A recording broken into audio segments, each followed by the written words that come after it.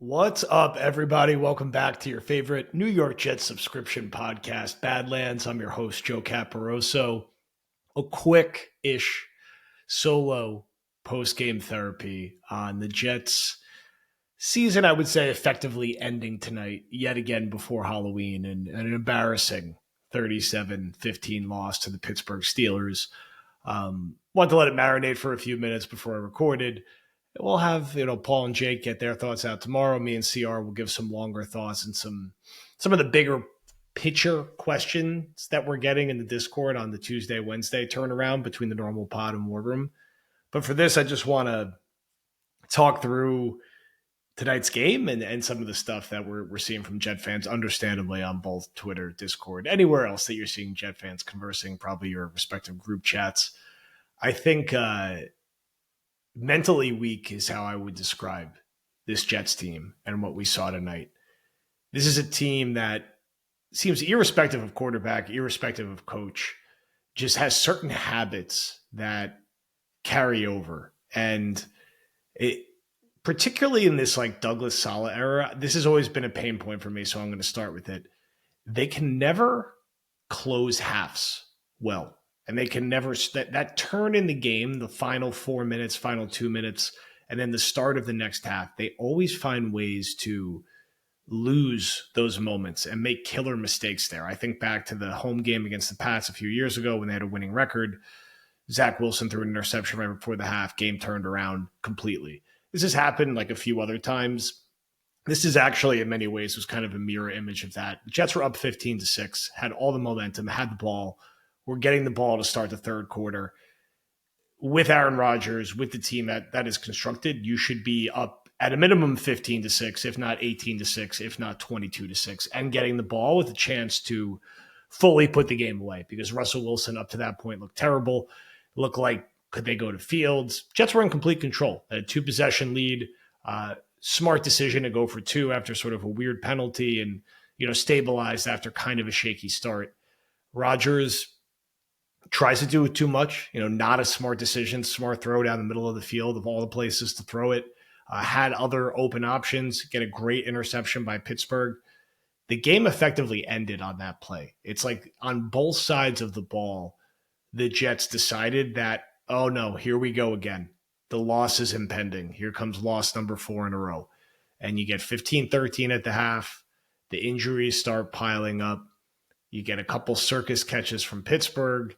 And then you get just a brutal interception on the hands of Garrett Wilson. The first one, and where the downward spiral started, was on Aaron Rodgers, and then the Garrett Wilson one is just an unacceptable mistake from him. You have to catch the ball with your hands, cut up field. That should be a touchdown if that's caught the right way.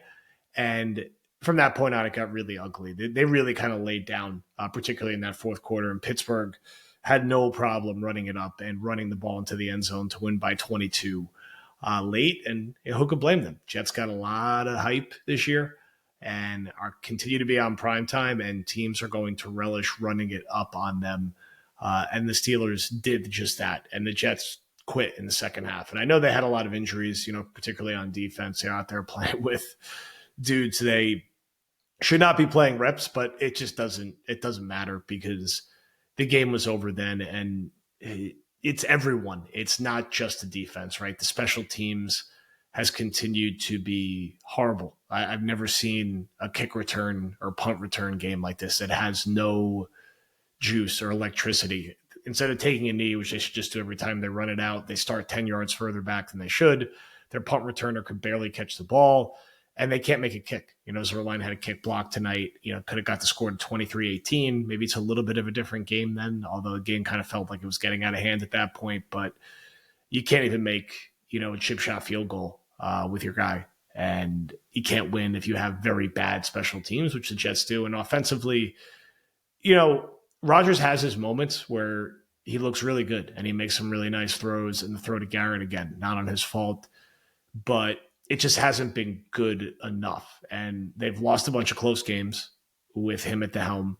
And then in a game like this, like, he's supposed to help be a stabilizing force when it goes to 15-13. And he's supposed to calm the sort of situation and be able to, not let things go off the tracks And he just hasn't been able to do that. And he's not like awful, right? He's not like running around making mistakes all over the field, but he just kind of goes back and forth between like, all right, you could kind of see the guy that he's always been, and then just looking very average. And the Jets just need more than that right now because they're not good enough on defense. They're not good enough on special teams to just have Rodgers be like okay and inconsistent, right? If he's going to just be okay and inconsistent, they're going to be a 6-11 or 7-10 team, which bluntly they're on track to be right now. And that, is a huge gut punch to everyone around who's been following this team and had such higher expectations. And they moved late with some of these transactions, and you're sort of in this weird spot now where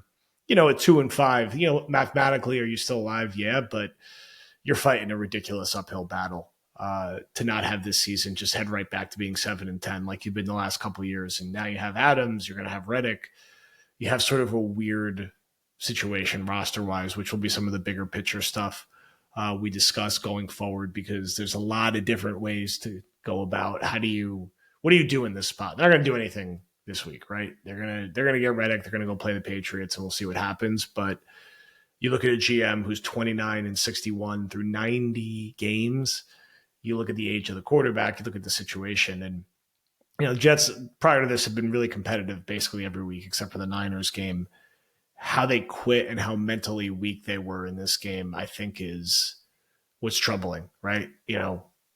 Garrett Wilson has went from a guy that every Jet fan was a huge fan of, was excited about, to now, and again, people are venting tonight, everyone wants him off the team, right? It's kind of the same thing with Brees, even though Brees was pretty electric tonight. He has a couple of bad moments, and it's like, are these guys building blocks? Are they not building blocks? I would say they are building blocks. Don't overreact to some of this short-term stuff. But trust me, I get the frustration of just seeing such a soft team, man. And the repeat of the mistakes in close games, in the similar situations, Garrett Wilson with the multiple false starts, the struggles around the margins on certain things that just shouldn't happen.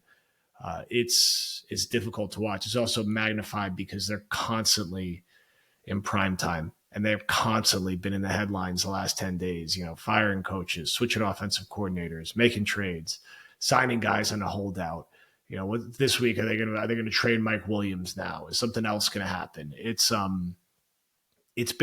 felt like 3 years within the first 7 games. And, unfortunately, this season feels like it peaked after this like fun week 3 win against the Pats, and which feels like 100 years ago.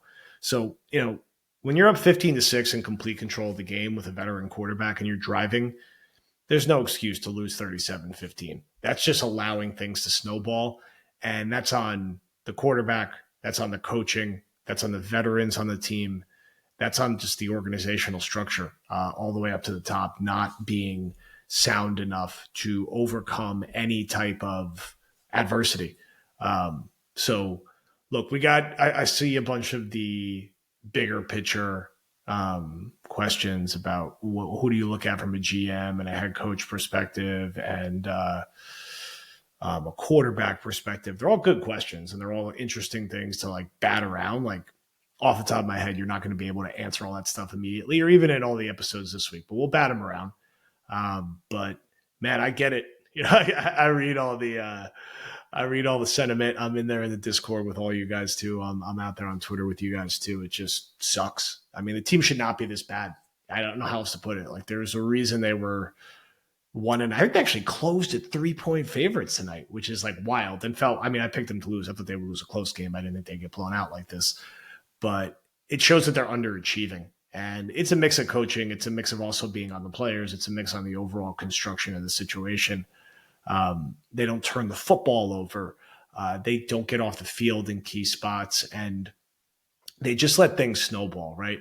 It's still that sort of like mopey, woe is us attitude. And like they let the losing sort of seep into everything. Like you should be able to get off the mat you're winning 15-13 at halftime. You should be able to get off the mat and be completely fine. And this team just doesn't have the mental ability to do that. And, you look at the upcoming schedule, you go to New England and, two really bad teams right now, 2-5 Jets, 1-6 Pats. Then you're back in prime time against a really good Houston team. Then, your Cardinals, and somehow another primetime game against the Colts. So the Jets are going to continue to get this level of exposure. And is how they handled the fourth quarter going to be a microcosm of how they handle the rest of the season? Are they going to let it snowball? Are they going to really get humiliated and lose to a really bad Pats team? Are they going to get, blown out of the building by the teams like the Cardinals and the Colts? Is Rodgers going to quit on this season, or can they be, normal and find ways to hang around and not be so sorry for themselves and play to their talent level in some of these games, and likely give us some degree of false hope by hanging around on the outskirts of the wild card playoff picture? But right now, I don't think it's rational to expect anything from this team except for like 6-11 or 7-10. And maybe they'll win a couple games that changes that trajectory, but they needed these last two. And particularly after losing to Buffalo, they had to win this game. And they've stacked too many bad AFC losses now that it feels silly to look at anything but just the game in front of them. And how do you just put one leg in front of the other and not be this bad? And again, it's everywhere. It's not just one player or just one part of the team. You could gripe about the specials. You could gripe about the defense, particularly how they laid down the second half. And you could gripe about Rodgers because he just wasn't good enough tonight, and he hasn't been good in clutch moments all season long. Garrett Wilson, AVT getting banged up again. Tyron Smith, it's not pretty. It's not pretty anywhere. And Steelers are just a better coach team, just a tougher team. There's not more talent over there. They're just mentally tougher, and they took control of the game. And they could sense it in the Jets, and the Jets just laid down and died. And that's how we end up recording another post-game therapy, 4 in a row. I think we've done 14 in a row. So seasoned veterans here. It's called Badlands for a reason, as I always say in times like this. Jake and Paul on the feed tomorrow, flight plan on the feed tomorrow. Connor and I will do a longer one. Got to let our guys CR digest a little bit. Tonight with the Mets and the Jets is a hard night for New York sports. So they'll shout out to the Liberty for winning the WNBA championship. I won't sugarcoat it or give you any, fake optimism. Sucks right now. And it's hard to picture them winning a serious game until you see them do it, right? Yeah. Could they beat the Patriots? They should beat the Patriots next week. Sure. Is that going to make anyone really feel better about anything at 3-5? Probably not.